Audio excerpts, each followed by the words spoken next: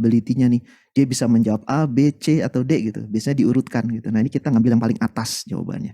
Ini banyak sekali parameter yang bisa kita set. Max tokens itu balikannya berapa banyak tokensnya. Tadi sempat dibahas juga ya sekilas sama Pak Andi. Nah ini balikannya kayak begini nih.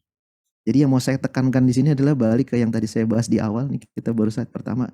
Gen AI itu ya bukan sesuatu yang menjawab gitu ya, dia pinter banget, digital being yang pinter, tapi sebenarnya dia melanjutkan teks yang kita kasih. Makanya nama endpoint-nya adalah completion, ya, bukan answering, tapi dia melanjutkan teks. Memang terkesannya dia kayak ngejawab pertanyaan saya nih. Saya tanya how are you, dia jawab I'm doing well gitu. Thanks for asking.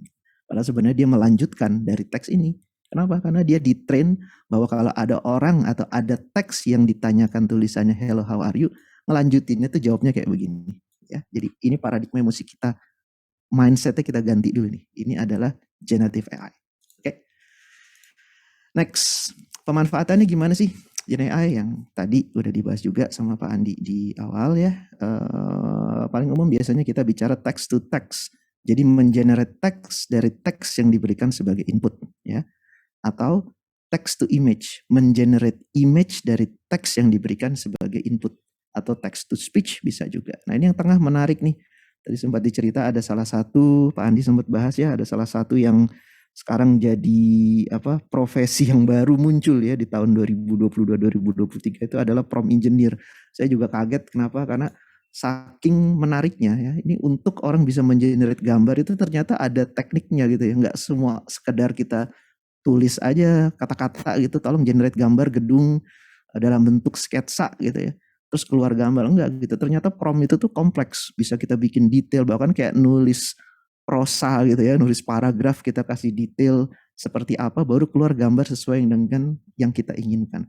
Itu bahkan sampai di dunia ini sekarang ada namanya prompt base. Artinya apa? Orang tuh jualan prompt. Jadi orang yang udah bikin prompt dan ternyata hasilnya bagus sama dia tuh bisa dijual. Jadi daripada kita pusing-pusing nulis gimana kata-katanya, ini ada orang yang jual nih. Oh ternyata kalau mau bikin gambar kayak begini, teks promptnya kayak begini loh gitu, biar konsisten keluar gambarnya kayak gimana gitu. Jadi pada kita coba ketik-ketik sendiri ya, ini ilustrasi aja. Oke. Nah, use case-nya pemanfaatannya kayak gimana tuh dari 3 kategori generative AI yang tadi saya bahas ya, ada text to text, text to image, sama text to speech. Biasanya ini masih berkembang, jadi banyak sekali pemanfaatannya, tapi yang kita lihat sekarang ini satu biasanya untuk improve developer productivity. Ini udah kelihatan ya, udah keluar juga produknya dari GitHub, itu namanya GitHub Copilot. Jadi kita kalau coding dulu mesti semua ketik dari awal, sekarang kita baru ketik sedikit aja. Kalau zaman dulu mungkin biasa coding programming itu ada kayak namanya autocomplete ya atau syntax correction. Ini bukan sekedar autocomplete nulis ditambahin berapa huruf di depannya, tapi benar-benar bisa langsung nge-generate fungsinya gitu. Kenapa? Karena ya tadi modelnya di-train dari data jutaan atau mungkin ratusan juta codingan orang-orang, akhirnya dia bisa mendigest. Kita mau nulis ini tulis nih kayak begini ya. Ini biasanya yang pertama kali muncul salah satunya selain ya ChatGPT yang juga biasa kita pakai.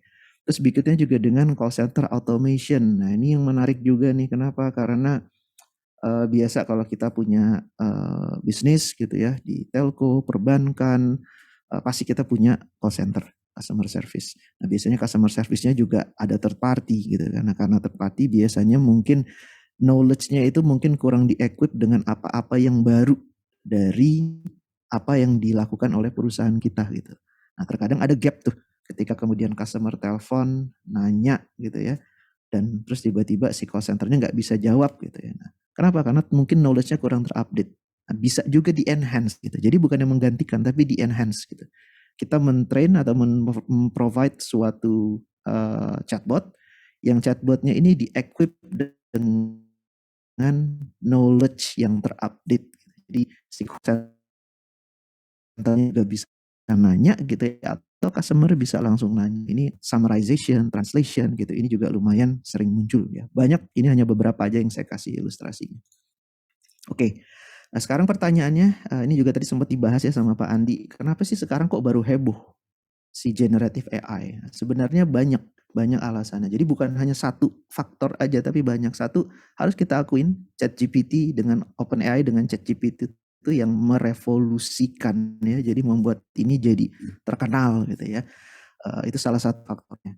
Yang kedua sebenarnya di belakang itu ada satu hal yang kita juga ngelihat use case-nya juga kita makin aware yang tadi saya bahas sebelumnya ya. Kita ternyata bisa pakai buat ini gitu ya, buat call center, kemudian buat uh, uh, code assistance gitu ya.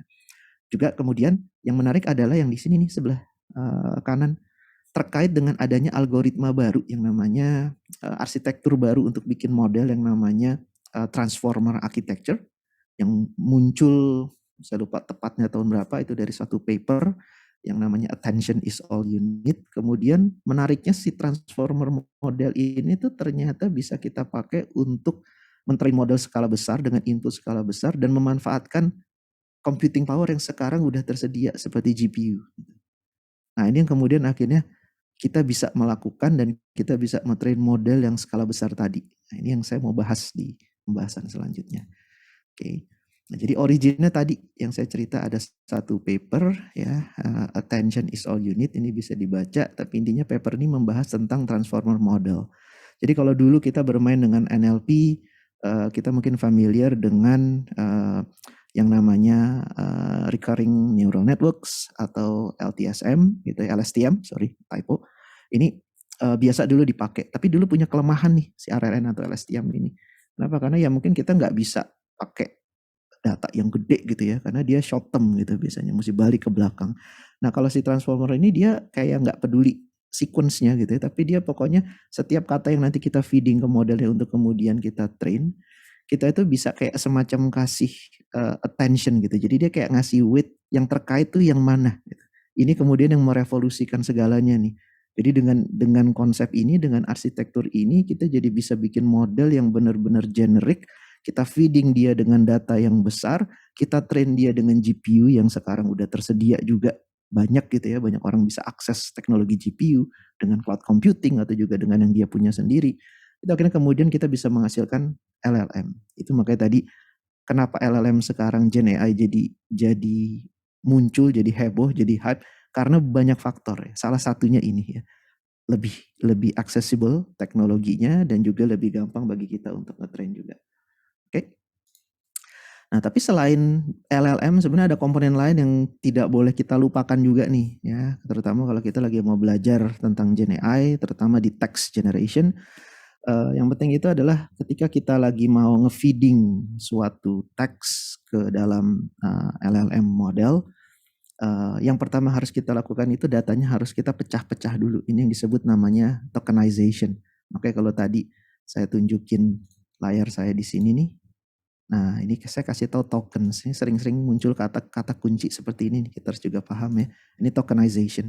Ini kita pecah-pecah. Jadi token itu sebenarnya bukan satu kata ya, tapi bisa jadi satu kata dipecah jadi beberapa tokens. Nah, setelah di tokenize, step berikutnya adalah yang namanya komputer itu pasti dia nggak cocok kalau kita ngolah data dalam bentuk teks gitu aja ya. Semuanya kan harus di-convert ke dalam bentuk numbers. Nah, yang paling penting di dunia LLM itu adalah dia kemudian di-convert ke dalam vector embeddings. Jadi kita masukkan dia ke dalam ruang vektor. Nah, embeddings ini kayak begini nih. Gitu. Jadi dari teks, kemudian kita tokenize, kemudian tokenize-nya kita convert ke dalam vector embedding yang kita taruh di vector space. Tujuannya apa? Tujuannya biar kita bisa ngolah lebih gampang. Gitu. Modelnya bisa ngolah data ini dengan gampang. Oke? Okay? Nah, nanti begitu kemudian udah jadi modelnya, kita train ya dengan teknologi yang tadi kita bahas, dia bisa dipakai buat banyak hal. Nah, ini nih biasanya buat question answering, ya buat text classification, buat conversational, buat document summarization. Use case-nya banyak dan berkembang terus gitu. Saya kemarin baru aja ketemu temen, kita lagi bahas diskusi tentang pemanfaatan LLM, terus kita baru kepikiran ternyata ini LLM juga bisa dipakai buat benerin typo loh ya. Iya, jadi kalau kita misalkan bikin sesuatu, terus kemudian banyak typo, typonya juga bisa dibenerin. Kenapa? Karena kita harusnya tahu nih, kalau kita kasih input teks ini kelanjutannya apa? Ternyata kelanjutannya itu typo, kita bisa benerin.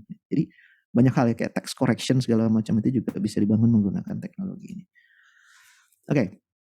Sekarang kita masuk ke life cycle-nya. Jadi tadi kita udah bahas sejarahnya LLM itu apa, ya Gen AI itu apa, kemudian ada salah satu subset dari generative AI itu terkait dengan text generation.